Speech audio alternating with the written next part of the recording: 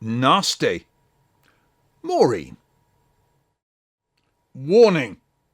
This is a horror story. Next thing, the drivers and the keepers are at the fence looking in.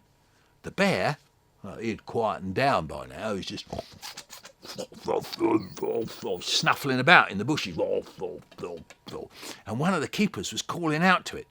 That was the first time I heard its name. Maureen. He goes, yeah, Maureen. I thought, Maureen. Now, you'd never have known it was a Maureen to look at her, would you? Yeah, fancy that. Well, not long after that, the zoo people did their bit with them drug pellets, and the old bear keeled over and went to sleep. And that was that. I mean, they had to shoot the pellets. I mean, no one was going to go up to it and say, look here, Maureen, would you like to walk to your lorry now? This way.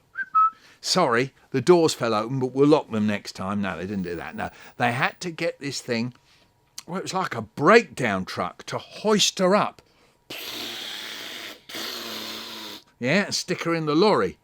To tell the truth, I didn't stick around to see all that, but I'm told it took about 20 grown men to push old Maureen in there.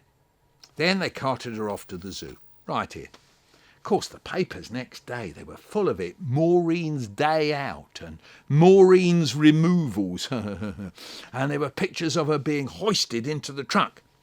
Sad to say, none of them got the picture that I wanted to see. It would have been like from high up, a picture of Highbury Corner, the roundabout, surrounded with all our buses, and in the middle, old Maureen, snuffling through the council flower beds, right?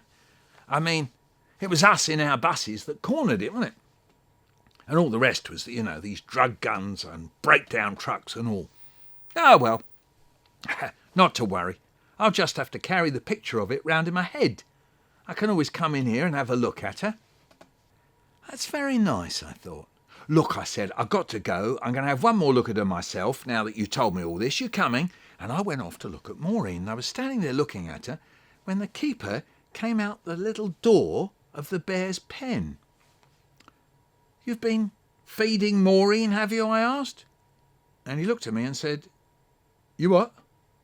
You've been feeding Maureen, have you? No, he said, I've been feeding the bears. Well, isn't that one Maureen? I said. No, he said, that's Samson. What about that one? I said, pointing to the other one. That's Betty, he said. Well, where's Maureen? You tried the shop, sir? People who get lost often go there, sir. I suddenly realised he thought I was some kind of a nutter. Have you ever looked after a bear in here called Maureen? I said. Not in the last 6 years we haven't. I'm sorry, sir, I can't hang about. And off he went. He was probably glad to get away.